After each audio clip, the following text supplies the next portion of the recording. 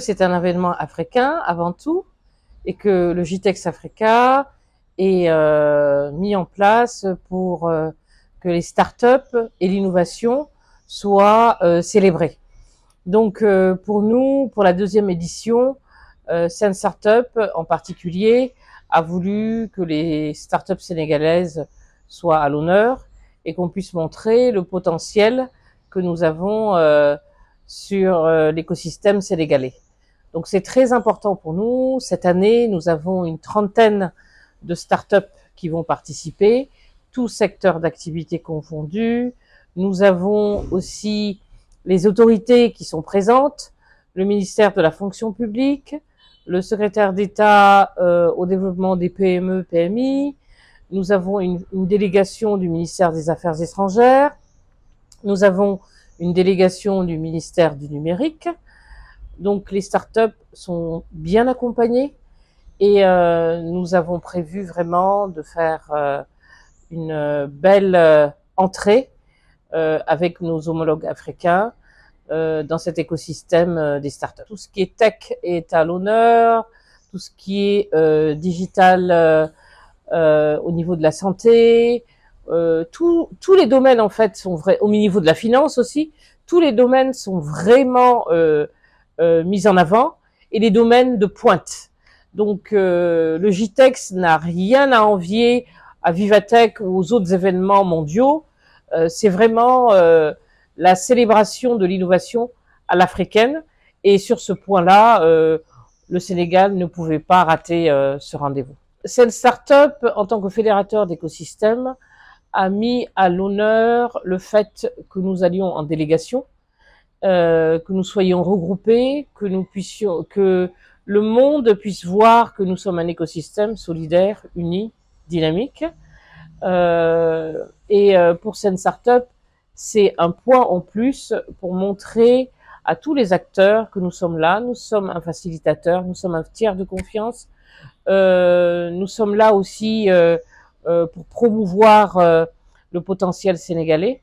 Et donc, nous sommes vraiment dans notre rôle de catalyseur et comme l'ADER, comme la DPME, comme Optique, nous voulons vraiment que nos startups puissent s'exporter et que nos produits et services sénégalais puissent être vendus dans la sous-région et au niveau du continent. Alors le Maroc, qui est un pays ami, a vraiment tout fait pour accueillir cet événement qui normalement est organisé à Dubaï.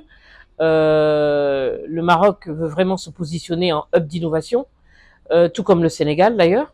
Donc en tant que pays ami, nous sommes contents que le Maroc puisse l'accueillir, que le Maroc puisse montrer qu'il a les infrastructures et aussi la compétence pour accueillir un événement d'une telle ampleur.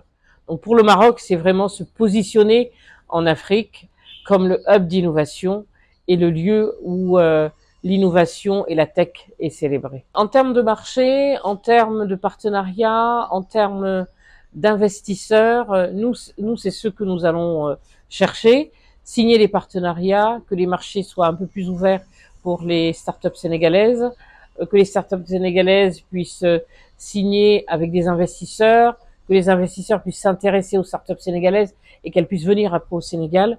Donc nous sommes vraiment dans une dynamique de diplomatie économique, de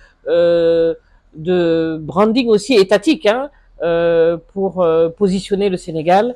Et l'État peut compter sur Sen Startup pour accompagner toute cette dynamique et pour que les Sénégalaises soient vraiment dans la compétition et puissent apporter leurs valeurs, leurs produits, leurs services au monde et au continent. Sen Startup est l'association des startups du Sénégal. Nous sommes créés depuis 2018. Nous avons commencé surtout par du plaidoyer et avec l'élaboration de la loi Sen Startup Act. C'était ça nos premiers combats. Nous avons évolué maintenant pour être une structure d'accompagnement d'entreprises innovantes. Donc nous avons des membres qui sont les startups en priorité, mais aussi les entrepreneurs qui cherchent un réseau, qui cherchent une plateforme pour les accompagner, pour évoluer d'un niveau de maturité à un autre. Nous avons principalement de jeunes startups, mais aussi les startups qui sont là depuis le début.